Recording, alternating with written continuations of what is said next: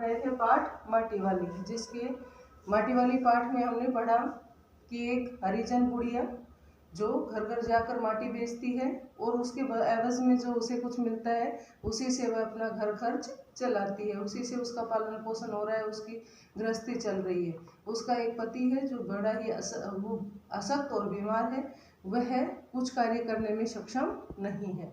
यहाँ पर इस पाठ में सबसे बड़ी जो समस्या दिखाई है वह विस्थापन की समस्या दिखाई है कि जैसे जो श्रमिक वर्ग होता है उसके पास जो सरकारी कागजात नहीं होते हैं तो जब विस्थापन होता है तो उन्हें किन किन समस्याओं का सामना करना पड़ता है।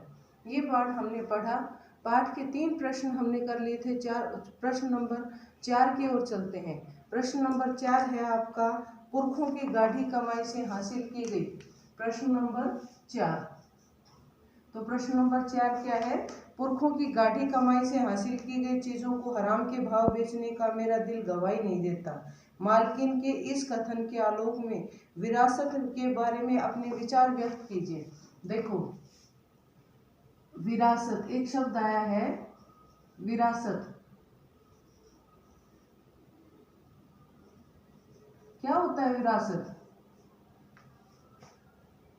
पूर्वजों के द्वारा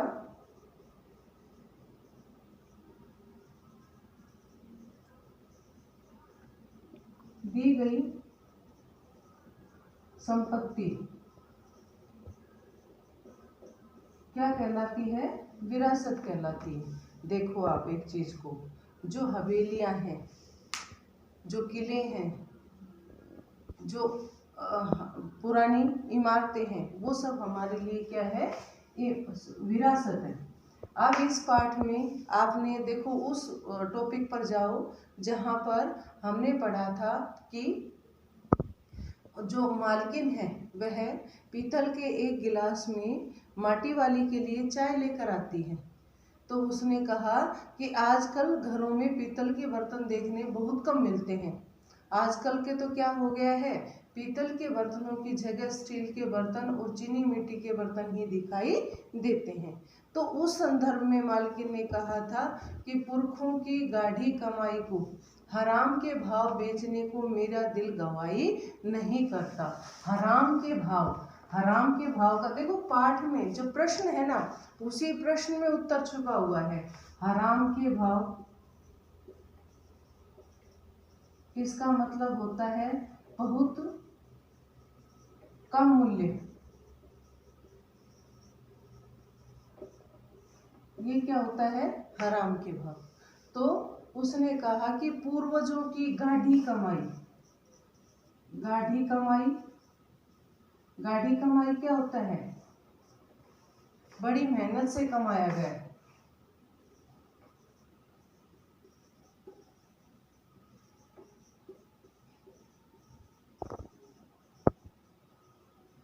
अब देखो, हमने इस प्रश्न में 3 चीजें देखी। एक तो विरासत, एक हराम के भाव, एक गाढ़ी कमाई। कि पूर्वजों के द्वारा की गई गाढ़ी कमाई को मैं हराम के भाव यानी बहुत कम मूल्य में बेचने का मेरा दिल गवाही नहीं देता। ये था प्रश्न। उसके बाद है, मालकिन के इस कथन के आलोक में विरासत के बारे में अपना विचार व्यक्त कीजिए। आपका विचार पूछा गया है, अपना विचार। अब हमें अपने विचार अपना विचार व्यक्त करना मतलब बताना। अब आपको क्या करना है? विरासत, पूर्वजों के द्वारा दी गई संपत्ति क्या कहलाती है? विरासत कहलाती है।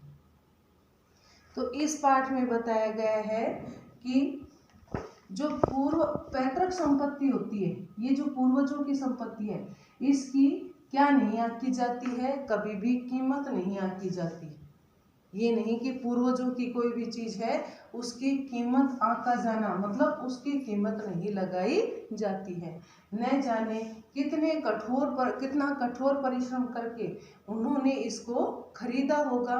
और ये हमारे लिए क्या है, पूर्वजों के द्वारा दी गई निशानी है, जिसे हम धरोहर के रूप में संजोकर रख सकते हैं। तो मालकिन का ये जो कथन है, ये है बिल्कुल सत्य है कि पूर्वजों के विरासत के रूप में जो हमें चीजें मिली हुई है, उन्हें क्या नहीं करना चाहिए, बिल्कुल कम मूल्य पर, यानी हराम के भाव, बहुत कम मूल्य पर उसे नहीं बेचना चाहिए, क्योंकि विरासत है, उसे हमें संजो कर रखना चाहिए, ताकि पीढ़ी दर पीढ़ी उस चीज़ के से क्या हो सके, उनके बारे में जान सके, आने वाली पीढ़ी भी उस चीज़ से क्या कर सके, कुछ सीख सके।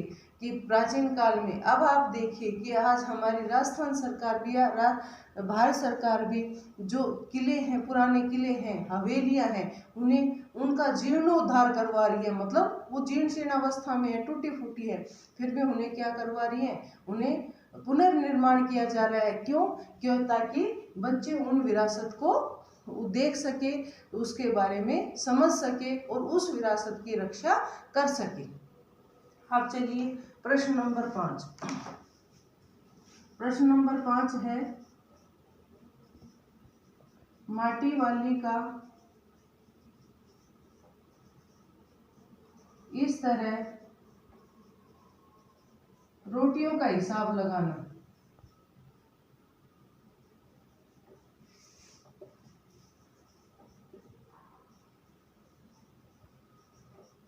हिसाब लगाना उसकी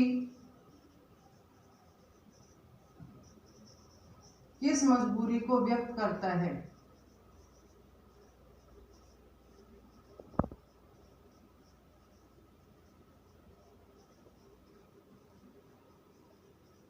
अब ये है प्रश्न नंबर 5। प्रश्न नंबर 5 में हम देखेंगे कि माटी वाली का इस तरह रोटियों का हिसाब लगाना उसकी किस मजबूरी को प्रकट करता है। पाठ में चलिए, हमने देखा कि माटी वाली को सामने वाले मकान से भी कितनी 2 रोटियां मिल चुकी थी। उन 2 रोटियां, और 2 रोटियां उसने कहाँ से ली थी? उसने जिस दूसरे घर में माटी डाली थी उसमें मिल गई। अब वो क्या करती है कि एक रोटी तो वो पहले ही खा लेती है, बचती है 3 रोटियां, उसमें से वो क्या करती है कि हिसाब लगाती है कि मैं क्या करूंगी, आज रोटी नहीं बनाऊंगी, 1 पाव प्याज ले लूंगी, जल्दी जल्दी उसे कूट कर तल दूंगी, मैं अपने जो बूढ़ा पति है उसे ये रोटियां दिखाऊंगी ही नहीं। तो वो उसी पाठ को पूछा गया है कि माटी वाले का इस तरह रोटियों का हिसाब लगाना, कि वो कैसे रोटियों का हिसाब लगा रही है, वह उसकी किस मजबूरी को प्रकट करता है। तो जो रोटियों का हिसाब लगा रहा है वो आदमी कैसा है? गरीब है। गरीबी को प्रकट कर रहा है। ये रोटियों का इस तरह हिसाब लगाना उसकी किस मजबूरी को प्रकट कर रहा है? गरीबी की मजबूरी को प्रकट कर रहा है। अब जो माटी वाली है, अब भाई गरीबी को प्रकट कर रहा है, ये तो हो गया, लेकिन ये आंसर नहीं हो सकता। माटी वाली का इस तरह रोटियों का हिसाब लगाना उसकी किस मजबूरी को प्रकट करता है? तो माटी वाली का इस तरह रोटियों का हिसाब लगाना उसकी गरीबी की मजबूरी को व्यक्त करता है, क्योंकि पूरे दिन माटा खान से माटी डालने के बाद भी उसे इतना, वो माटी के एवज में उसे इतना पैसा या नहीं मिलता जिससे वह अपना घर खर्च चला सके। उस काम के बदले में उसका जीवन निर्वाह करना बड़ा ही मुश्किल है। इस तरह माटी वाली है वो रोटियों का हिसाब लगाती है। आज माटी वाली, प्रश्न नंबर 6 है, आज माटी वाली अपने बूढ़े को कोरी रोटियां नहीं देगी। इस कथन के आलोक में हृदय के भावों को व्यक्त करना है।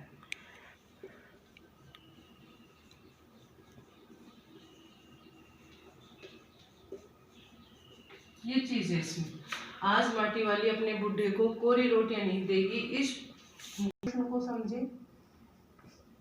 आज माटी वाली अपने बुढ़े को कोरी रोटियां, कोरी रोटी क्या होती है? कोरी रोटी, उस रोटी जिसके कोरी रोटियां, वह रोटी जिसके साथ कोई भी मतलब जैसे हम खाली रोटी होती है उसके साथ सब्जी है, दही है या चटनी है, कुछ भी लगा कर खाते हैं, वह जो वो होती है, वो तो हो गई सब्जी के साथ लगाने। और कोरी रोटी मतलब खाली केवल रोटी, खाली रोटी,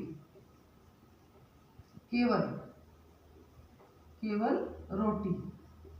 अब ये था, तो उसके हृदय में उठ रहे भावों को व्यक्त करना है। तो उसने क्या किया? कितनी रोटियां मिली थी उसको?